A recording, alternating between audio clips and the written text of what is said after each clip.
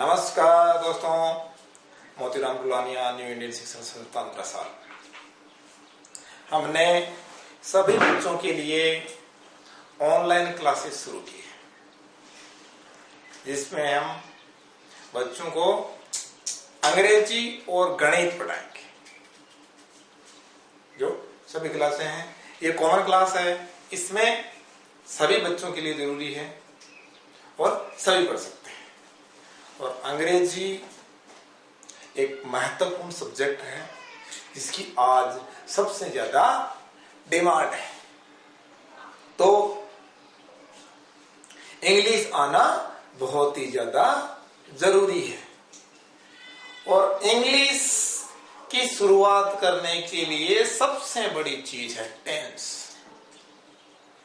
यदि आपको टेंस आते हैं सही से, तो आप इंग्लिश में कुछ भी कर सकते हैं। इसलिए टेंस आना बहुत ज्यादा जरूरी है। और यदि आपने टेंस सीख लिए, अच्छे से समझ लिए, टेंस कोई हार्ड नहीं है, आप उसको समझना है।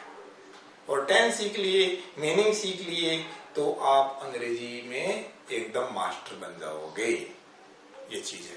तो मैं सभी गार्जियन से निवेदन करता हूं कि ये वीडियोस जो अपने बच्चे हैं उनको सभी को दिखाएं और घर पे बैठ के थोड़ा सा उनको पढ़ाएं, ताकि बच्चे को सीख सकें और पढ़ाई से जुड़े रह सकें। इसलिए हमने ये काम शुरू किया। तो आज की क्लास में हम जो इंग्लिश की जड़ है टेंस, उससे शुरू करेंगे। टेंस तो क्लास में आते हैं। टेंस का मतलब होता है काल। अब टेंस की डेफिनेशन क्या है? Tense is the form of a verb which show the time of an action and its degree of completeness. मतलब टेंस उस समय का बोध करवाता है जब कोई कार्य या काम होता है। ये टेंस होता है। और टेंस 3 प्रकार के होते हैं। जिसमें हिंदी में आप काल बोलते हैं, वैसे इंग्लिश में टेंस बोलते हैं। तो टेंस 3 प्रकार के होते हैं। टाइप ऑफ टेंस कितने प्रकार के होते हैं? 3 प्रकार के। प्रेजेंट टेंस, दूसरा है पास्ट टेंस, और तीसरा है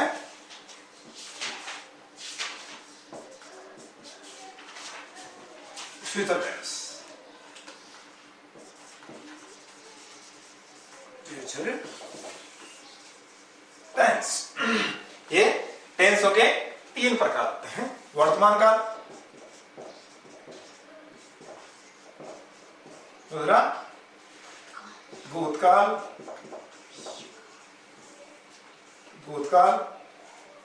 तीसरा है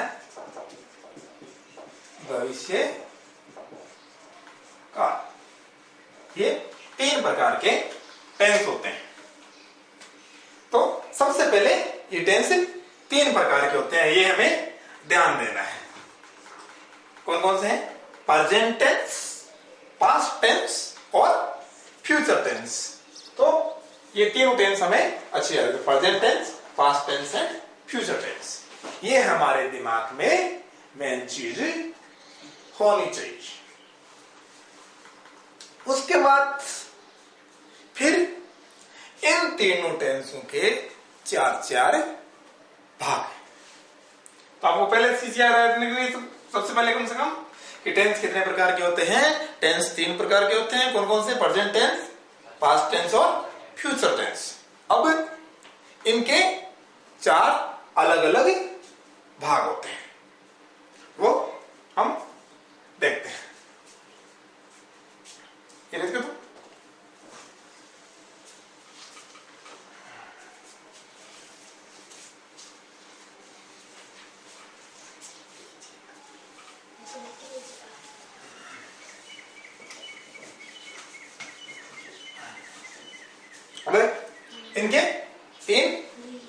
टेंस हो गए, तीनों के 4-4 भाग होते हैं, तो टोटल मिला के कितने टेंस हो जाएंगे 4-4 के हिसाब से? 12 टेंस। तो सबसे पहले प्रेजेंट टेंस के 4 भाग कौन से हैं, उसमें से हम देखते हैं उन उसमें से। अब भाग कौन से हैं? सबसे पहले आता है प्रेजेंट टेंस में पहला भाग लेते हैं। तो पहला 1 नंबर प्रेजेंट इंडेफिनिट टेंस।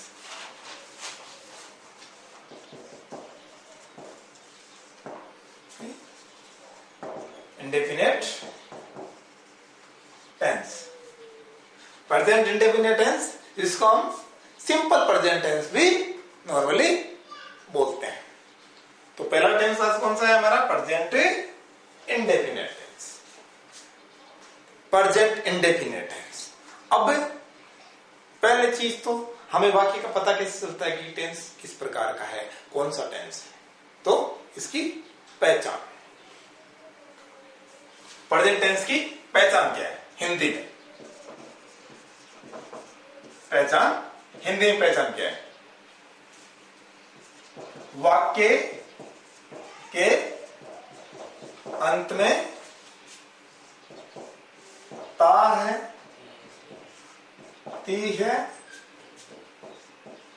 ते है। यदि वाक्य के अंत में ता है, ती है, ते है आते हैं तो वो टेंस कौन सा होता है? Present indefinite tense. राम खाना खाता है, ता आ गया।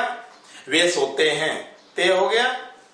वह गाना गाती है, ती आ गया।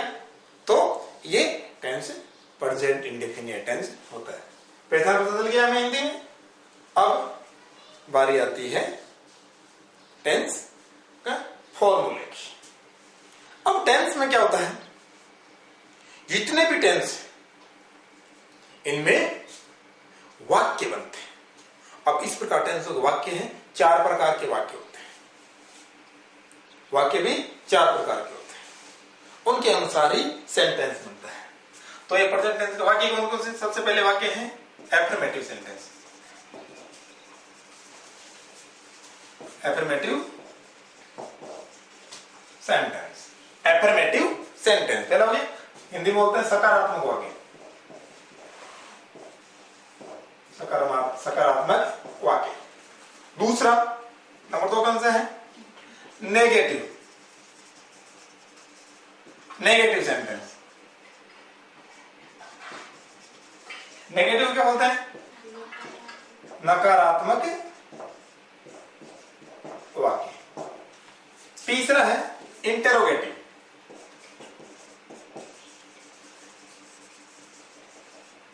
इंट्रोगेटिव सेंटेंस, प्रश्नवाचक वाक्य।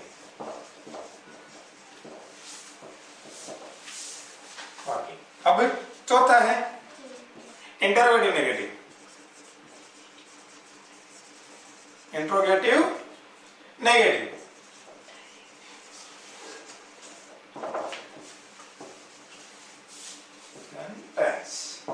इंट्रोगेटिव नेगेटिव प्रश्नवाचक नकारात्मक,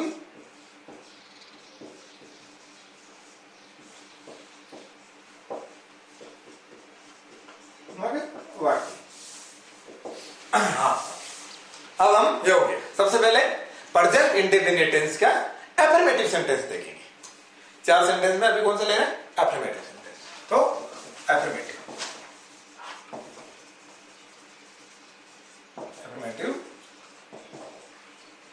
सेंटेंस।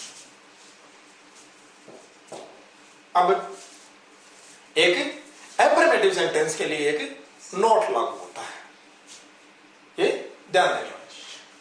क्या है ये? हमेशा आपको लाइफ में याद रखना है, क्योंकि कंफ्यूजन हो जाते हैं हम। क्योंकि टेंस में क्या होता है, एक तो हेल्पिंग वर्ब आती है, एक मेन वर्ब आती है, कुछ जाती है सब्जेक्ट, सब्जेक्ट के बाद हेल्पिंग वर्ब, हेल्पिंग वर्ब के बाद मेन वर्ब और ऑब्जेक्ट। तो हमें याद रखने वाली चीज है इसमें क्या है, एफर्मेटिव सेंटेंस के लिए नहीं क्या है कि प्रेजेंट इंडेफिनिट टेंस के एफर्मेटिव सेंटेंस में कोई सहायक क्रिया, जिसको हेल्पिंग वर्ब बोलते हैं, हेल्पिंग वर्ब नहीं लगती है, नहीं लगती है, और वर्ब की फर्स्ट फॉर्म में आवश्यकता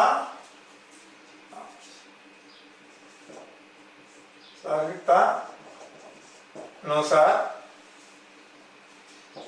एक वचन के साथ वर्ब की फर्स्ट फॉर्म में एस या एस लग जाता है। में बहुवचन में सिर्फ वर्ब की फर्स्ट फॉर्म आती है। ये चीज आपको याद रखनी है। क्या होता है, प्रेजेंट इंडिपेंडेंट टेंस के एफर्मेटिव सेंटेंस में कोई सहायक क्रिया नहीं लगती है, और एक वचन की, जो एक वचन होता है सब्जेक्ट, सिंगुलर सब्जेक्ट के साथ एस या एस लगा देते हैं, और प्लूरल के साथ सिर्फ वर्ब की फर्स्ट फॉर्म लगती है, कोई एस या एस नहीं लगता है।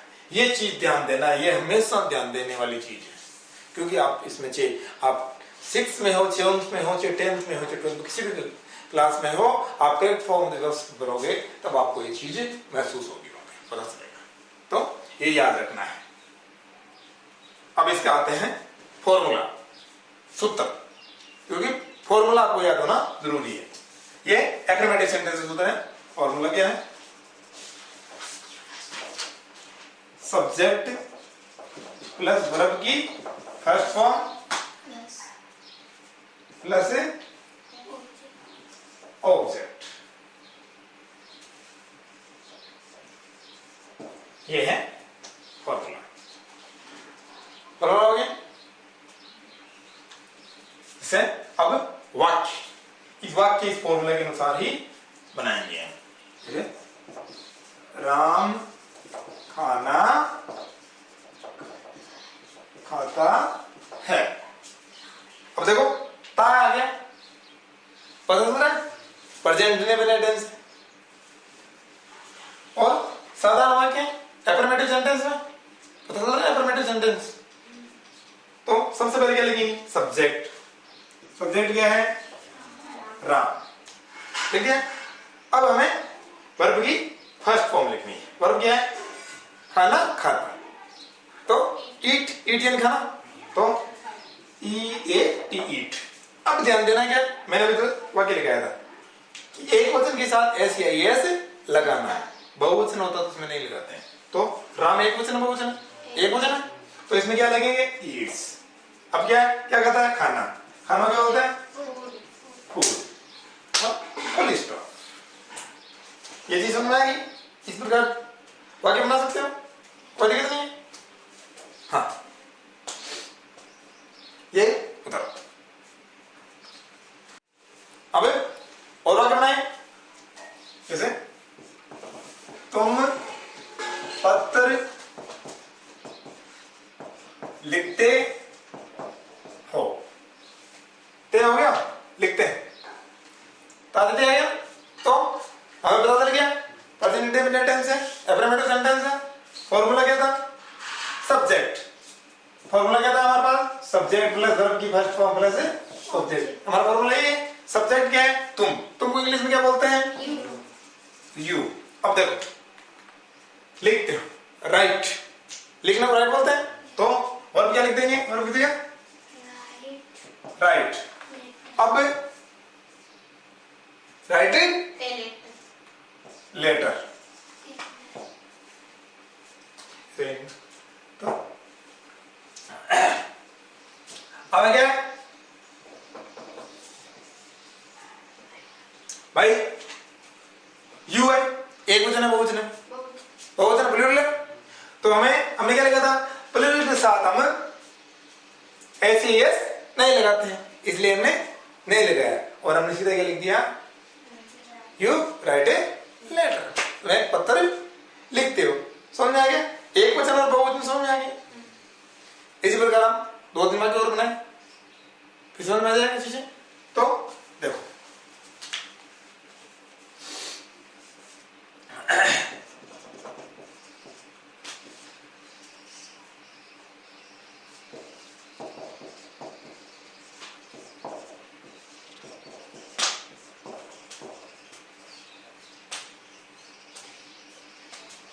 पढ़ती है तो सोनू सब्जेक्ट हो गया। अब पढ़ना,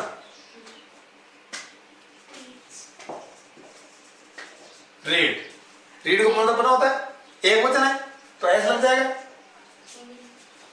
इसे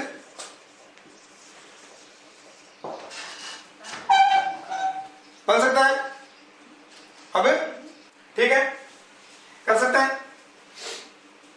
अब और देखो आगे एक और क्या, वह है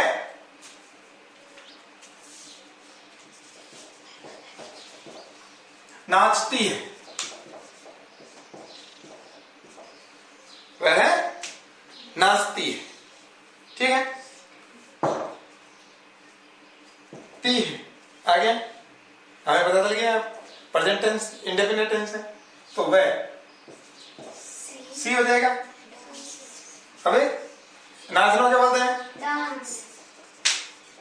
डांस। अब एक वचन है डांसेस, ऑब्जेक्ट है तो सी डांसेस। आसान है, कोई दिक्कत नहीं है, कर सकते हो आराम से। अभी आज का होमवर्क है, मैं आपको 3-4 सेंटेंस देता हूं, वो आपको घर पे बनाने हैं। ये चीज आपको ध्यान में देना है। 2-3 सेंटेंस देता हूं, वो आपको घर पे जाके बनाने हैं।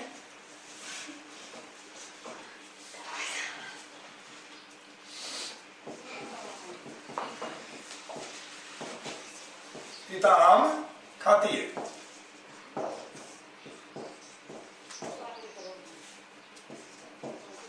वह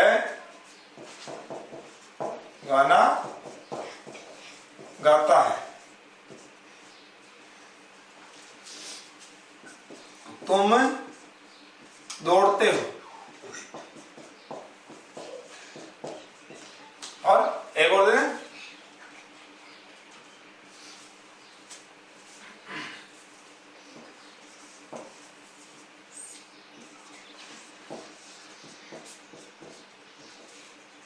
पूनम सोती।